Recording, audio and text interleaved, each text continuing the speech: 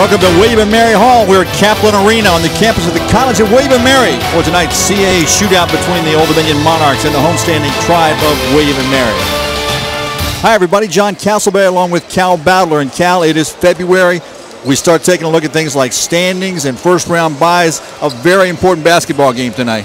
Well, everyone's jockeying for a position right now, especially now Old Dominion in that coveted fourth spot coming down the stretch. William & Mary near the bottom, but got a young team really trying to focus on learning how to win. But that fourth spot, ever so important for Old Dominion. Let's take a look at the CAA standings as they stand right now. George Mason actually got a jump on the week by playing last night, winning big down at UNC Wilmington. So as we speak, they're alone at the top, but really the loss column is all you have to look at. Old Dominion right now tied for that third spot, but Drexel, a very dangerous Drexel team, right on the Monarchs' heels. And of course, you heard in the open about Old Dominion's setback over the weekend. They got spanked pretty good up at George Mason.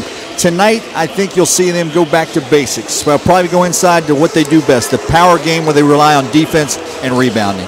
Absolutely, and that's with the force, the big fella, Frank the Tank Hassell inside. And he does it for them on the glass. He's a glass eater, rebounding and scoring about 14 points a game in conference and 9 rebounds a game. He's just a big, strong body inside, takes up a lot of space and gives them that inside presence. And they really need him to be big. He did not play very well in George Mason, as you said, and he's a force that gets them started. They go inside first and sort of creates a lot of space where they can play then back outside.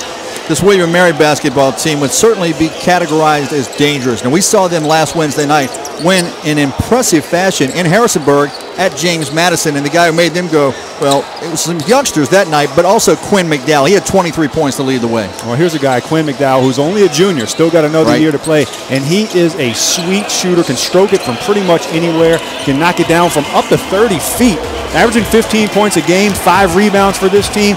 Last game, had 18 points on 6 of 10 shooting and 4 for 6 from 3. So this is a guy who can absolutely fill it up, and you've got to find him in transition, because when he's running the floor, he's stopping at the three-point line. He's not going in for layups. He's stopping at the three-point line because he can absolutely fill it up. So Old Dominion going to have to guard that three-point line, especially Quinn McDowell. And McDowell, of course, a guy who really doesn't necessarily have to score a lot, but anytime the tribe's playing well, the offense usually runs through Quinn McDowell. We're already in the second week in February, and believe it or not, this is the first time these teams have played this year. Old Dominion won all 3 games last year, including the CAA championship game in Richmond. A couple of years ago, back in the 07-08 season, William & Mary swept Old Dominion. So tonight, if the tribe shoots the basketball, we could have quite a matchup. Well, it's sort of like crosstown rivals, always the big game. Looking forward to the first matchup of the season for them. We'll take a timeout. We'll come back and meet the starting lineups and get things going from Williamsburg. It's the tribe of William & Mary and Old Dominion, so stay with us.